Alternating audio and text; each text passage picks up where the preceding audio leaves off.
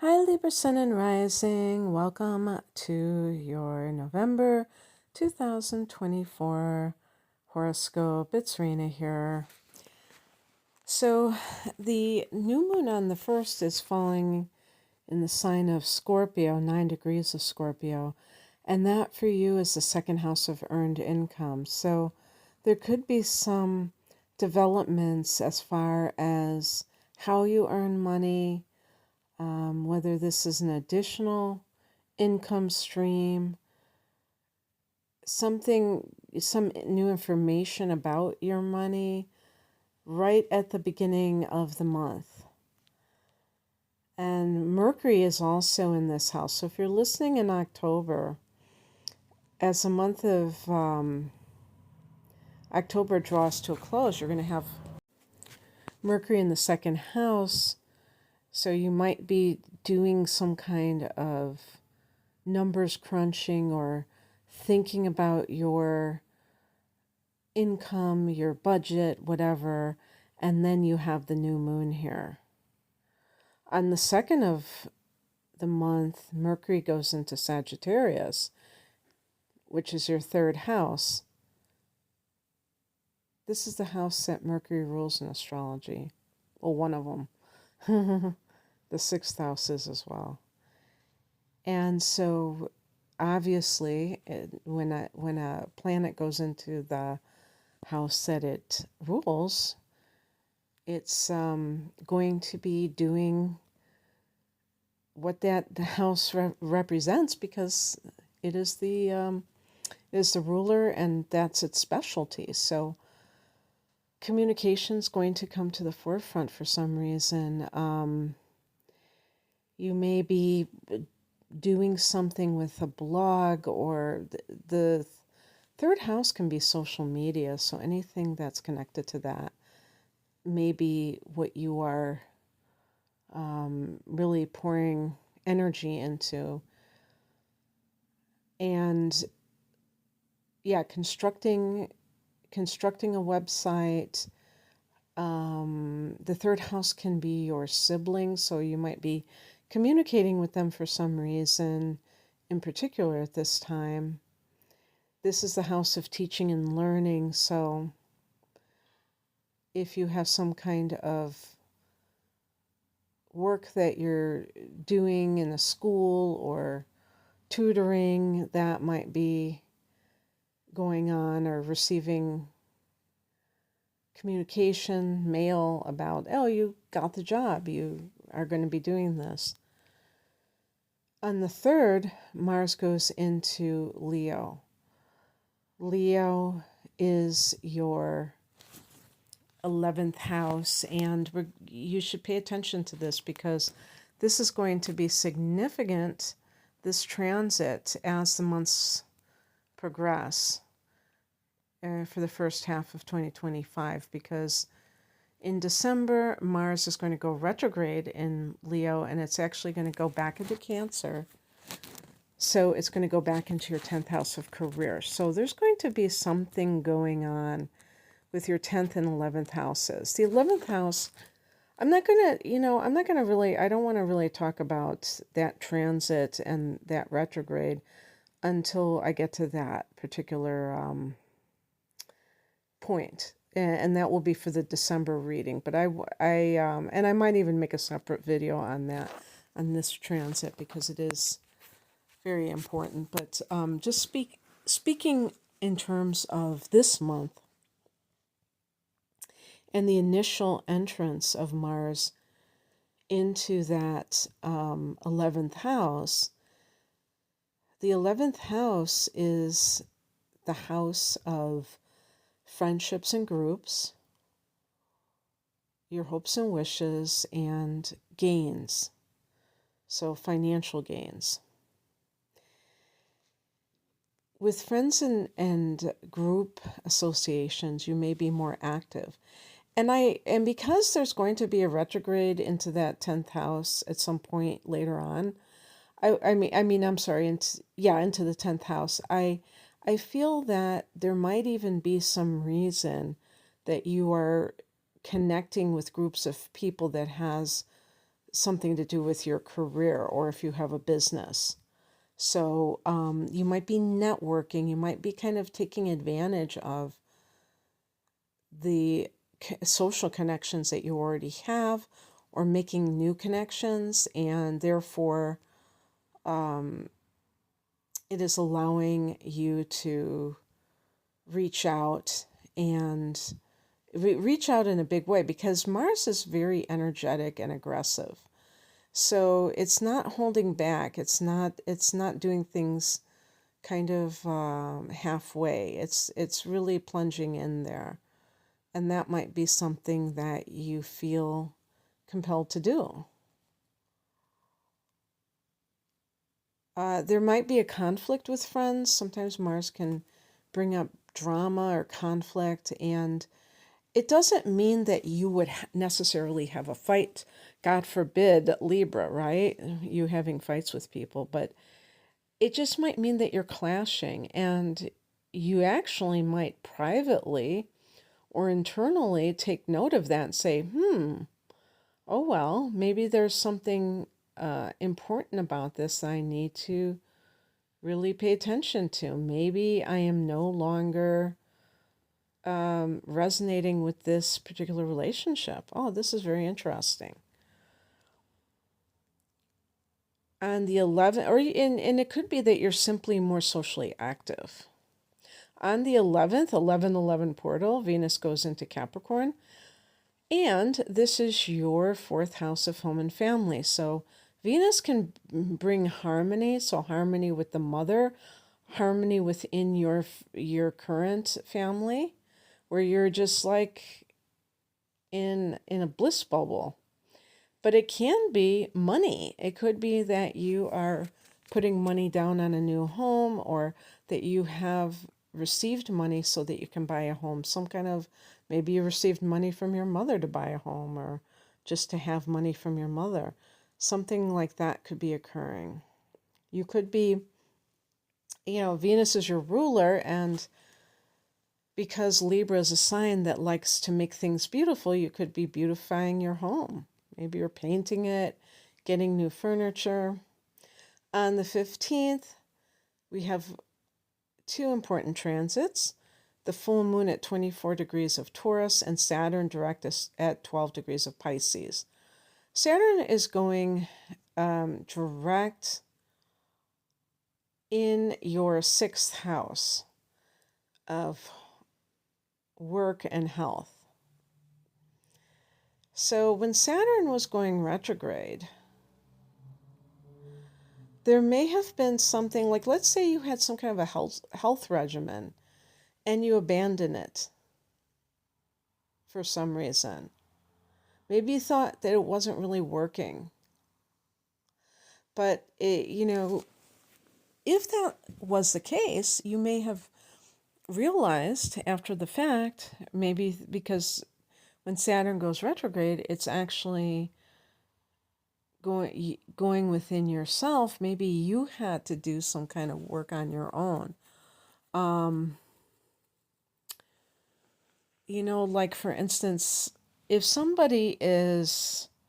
let's say somebody is trying to lose weight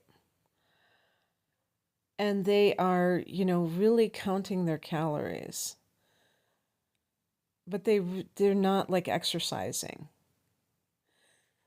And maybe that's like the most difficult thing for them to do. So it really could be that you were looking at your own discipline within yourself and saying, whoa, it's not just this, I have to also do that. And now you can move forward with that. With work matters, Saturn here can indicate a time when the person has to work very hard. I'm talking about when Saturn is direct.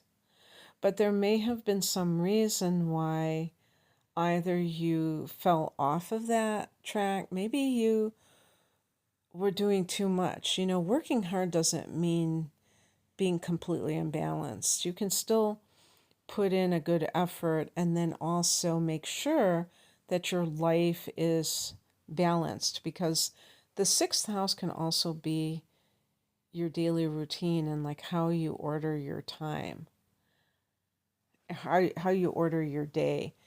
And this can be very helpful in making sure that you are allotting time for rest and recreation. So that might be what had occurred there. And then with the full moon at 24 degrees of Taurus, this one is your eighth house. And this is pretty intense because this is Scorpio's domain. So even though this isn't an earth sign, Libra people may find that this full moon really is emotional for them. It could even though this is not in the seventh house, I feel like relationships could be affected and you could find out something about your partner, if you have one, that is really has been kept hidden, and now you are finding out for the first time, because full moons can be secrets, and the eighth house is very secretive. This can also be bringing up your own shadow elements for you to understand and deal with. And Saturn direct, it's interesting that Saturn is going direct in Pisces on the same day, because some of these things can be overlapping. Pisces can be about addiction sometimes, and Saturn is about discipline and also reality check. So seeing how these things affect your life and what you can do about them. On the 19th, Pluto goes back into Aquarius. This is going to be for the next 20 years, so it is going to be for a long time. And it's a fellow air sign, so it's really nice because it's forming a trine with your sun or ascendant. And, it's always helpful. Pluto certainly is a challenging type of an influence, so every little bit helps, to have Pluto in a house that is connected to, a sign, a planet that is connected to so much challenging things. It certainly is helpful to have it in a sign that trines you. And Aquarius for you is the fifth house of love and creativity. Definitely if you're single or even if you're coupled, because you could meet someone regardless and think that you've fallen in love with them. Be very vigilant about anyone you meet and anyone that you fall in love with, because that person could be bad news. And they may even present themselves in as the perfect partner or potential partner, and then change their tune as soon as you fall for them. I'm not saying this to fearmonger at all. I'm just saying that Pluto in the fifth house is about transforming your attitudes about love. And for Libra, it might mean that you have to stop being in love with love and not treat love as something that is a not that it's a game for you. It's not a game, but you can look at it as, I don't know, a lifeline, like something that's really, really important. And while I'm not saying that love isn't important, it's that, and I'm talking about romantic love, it's just that you have to be very discerning, because if you choose the wrong one, it could totally turn your life upside down. And not to say that you wouldn't get, you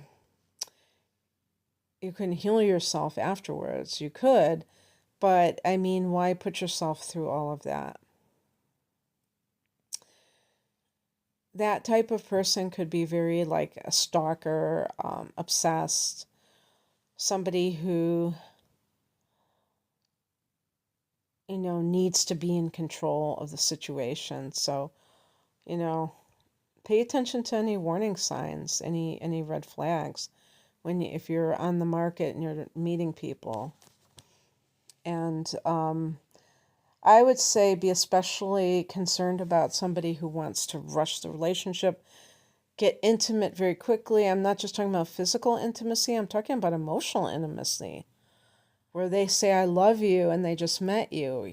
That is, I mean, and yes, there are these stories about people and they got married, they just met, and the person's, the man said, or even the woman might have thought, I'm going to marry this person, and they did, and then they were together for 50 years. Yeah, I'm sure that happens. But it's always good to be on high alert, because this is such an intimate area, and you spend so much time with somebody like that. It's not the same thing if you just have like a friend and you're doing things together and it's more casual. This would, definitely be very serious. And but like I said, it could be something that's connected to you being very changing your attitude towards love, and you may be more self-empowered when it comes to love. You might not, be codependent as you might have been in the past, and so it could be definitely an improvement. On the 21st, we have the sun. And also, by the way, for artists, this could be very good, where you really step into your own power as an artist and stop doubting yourself. Stop um, seeing your art as a hobby, and if you really want to make it your career, that you can do so. And Pluto can even be wealth. So if you believe in yourself and believe in your talent, it could take you really far. And you could be abundant. You don't have to be a starving artist. You can be an abundant artist. On the 21st, but I mean also creating work of a profound nature that really moves other people.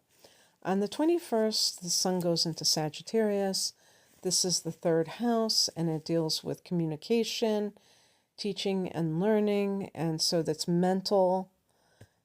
You might be reading more, going to lectures, communicating on social media more. On the 25th, Mercury goes retrograde at 22 degrees of Sagittarius. So it goes retrograde in this area. This can also be the house of business. So anything business related, or anything that involves communication, this is going to be a double whammy because it's in the house of communication. So don't fear Mercury retrogrades. They're very fast moving, 3.5 weeks. It'll be done. I mean, there will still be a shadow period, but it'll be done. Go direct in mid-December, so it's no biggie.